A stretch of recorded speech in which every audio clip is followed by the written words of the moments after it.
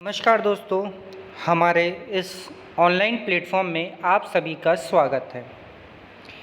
जैसे कि आप सभी जानते हैं कि कल हमने अपना मैथ्स का एमपी सेट के लिए सेट और फंक्शन टॉपिक स्टार्ट किया था। इसी श्रृंखला को हम आगे बढ़ाते हुए कुछ कॉन्सेप्ट हमारे रह गए थे, तो उनको अब हम करते हैं। तो उसमें से अब हम आगे देखते हैं कि अगला पॉइंट जो है वो infinite Cartesian product of countable set. हमारा सेट कैसा होना चाहिए? काउंटेबल होना चाहिए और इनफाइनाइट कार्टेशियन प्रोडक्ट होना चाहिए। मतलब a1 a2 dash dash dash an और cardinality of ai greater than equals to 2। जो कार्डिनलिटी होगी ai की वो 2 से ज़्यादा होनी चाहिए या फिर बराबर होनी चाहिए। For infinite many values of i की इनफाइनाइट अलग अलग वैल्यूज़ के लिए होना चाहिए एज अनकाउंटेबल। अगर हम आई की इनफाइनाइट मैनी वैल्यूज़ लेंगे तो उस कंडीशन में हमारा कैसा फंक्शन आएगा? अनकाउंटेबल आएगा।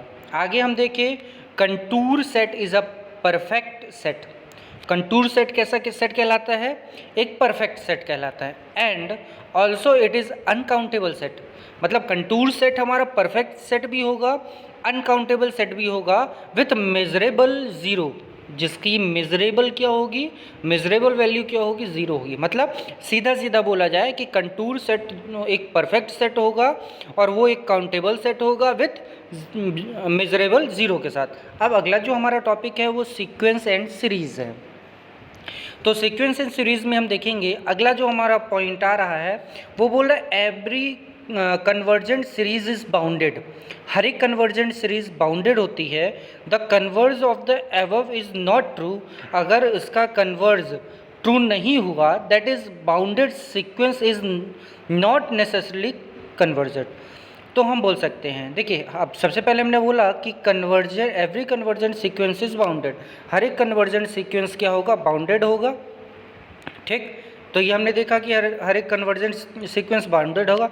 अगर उसका कन्वर्ज ट्रू नहीं होता है तो bounded sequence is not necessarily convergent. तो बाउंडेड सीक्वेंस को हम बोलेंगे कि वो नेसेसरली कन्वर्जेंट नहीं होगा। फॉर एग्जांपल जैसे कि हम देखते हैं, कंसीडर सीक्वेंस ए एन। अगर हमने एक सीक्वेंस ए एन लिया, define a n equals to -1 की power n. Clearly a n क्या है? -1 की पावर एन है और साफ तौर पे हम कह सकते हैं कि sequence is bounded -1 is it's sequence हमारा कैसा होगा? बाउंडेड होगा और उसका GLD जो आएगा and 1 is also a GLD, मतलब ग्रेटेस्ट लोअर बाउंड्री, और 1 जो होगा is lower upper boundary but it is not convergent. अगर ऐसा हमारा आता है तो हम बोलेंगे कि ये कन्वर्जेंट नहीं होगा। आगे हम देखते हैं, अगला पॉइंट है कि every convergent sequence is Cauchy. हर एक कन्वर्जेंट सीक्वेंस क्या होगा? कॉसी होगा। But converse need not be true. लेकिन उसका कन्वर्स जरूरी नहीं कि सही हो। मतलब every Cauchy sequence is a convergent sequence, ये नहीं होगा। लेकिन every convergent sequence is a Cauchy, ये हमारा सही होगा। That is a Cauchy sequence में और may not be convergent. Cauchy sequence हो भी सकता है कन्वर्जेंट और नहीं भी हो सकता है। आगे हम देखेंगे, the necessarily and sufficient condition for the convergence of a monotonic sequence is that it is bounded. अगर नेसेसरली और सफिशिएंट कंडीशन हम देखा जाए कन्वर्जेंस ऑफ मोनोटोनिक सीक्वेंस का, तो वो हमारा कैसा होगा? एक बाउंडेड होगा। ध्यान रखना है, नेसेसरी और सफिशिएंट कंडीशन किसकी? कन्वर्जेंस ऑफ मोनोटोनिक सीक्वेंस की, ये हमारी क्या होगी? बाउंडेड होगी।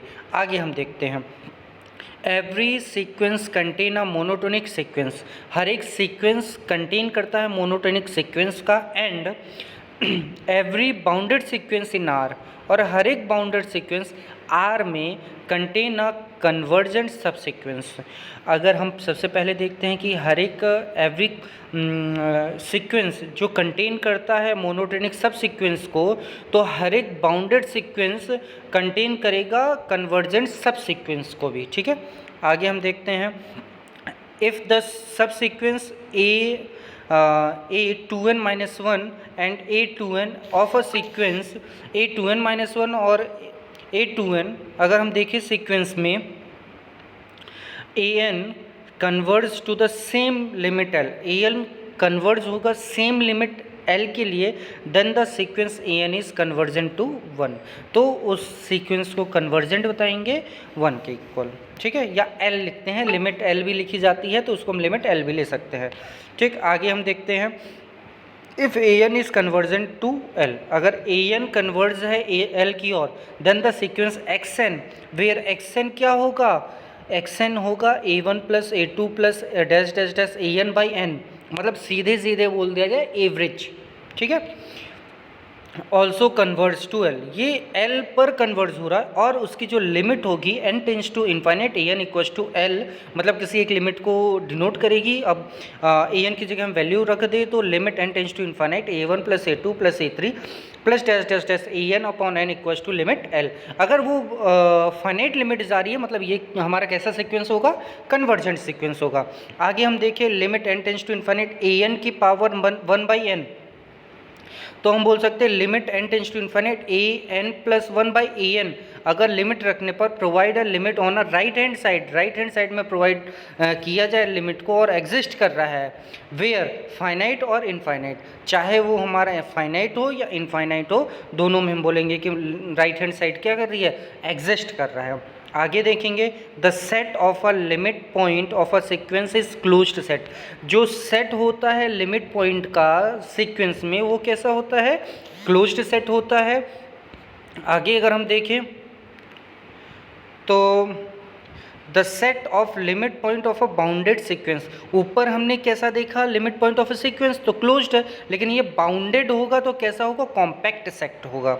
आगे हम देखते हैं तो if R is the radius of convergence of the power series, R क्या है, रेडियस ऑफ कन्वर्जेंस है पावर सीरीज का, summation n equals to 1 to infinite a n x की power n, then the series converge absolutely. इस condition में series हमारी कैसे converge करेगी, एब्सोल्युटली करेगी for mod of x is less than R and diverge mod of x is greater than are.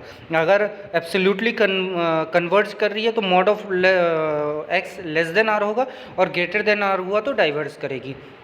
आगे देखते हैं power series summation n equals to 1 to infinite a n x की power n converge uniformly, कैसा converge कर रहा है, uniformly कर रहा है, for mod of x less than equals to rho less than r, where r is the radius of curvature, जिसमें r हमारा क्या होगा, रेडियस ऑफ कर्वेचर होगा, तो ऐसी सीरीज हमारी पावर सीरीज कहलाएगी।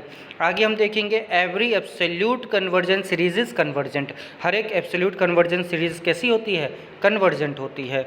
और आज का लास्ट अगर हम देखते हैं कंपैरिजन टेस्ट, जिसमें summation a n b a positive term series, पहली condition if a n is less than equals to c n for n greater than equals to n not या n zero, where n zero is the same some fixed field, n zero क्या है, some fixed field है, और if summation c n, जो summation c n है converge होगा तो summation a N भी क्या होगा, कन्वर्ज होगा। अगर हम बोले a n greater than equals to d n greater than equals to zero for n n greater than equals to n not, and if summation d n is diverge, अगर हमारा summation d N diverge होता है तो summation a N भी क्या होगा, diverge होगा। अगर दोस्तों हमारा यह प्रयास आपको अच्छा लगा हो तो हमारे चैनल को सब्सक्राइब करें, वीडियोस को लाइक करें, ज़्यादा से ज़्यादा अपने दोस्तों के बीच शेयर करें। धन्यवाद दोस्तों, जय श्री राम, जय महाकाल।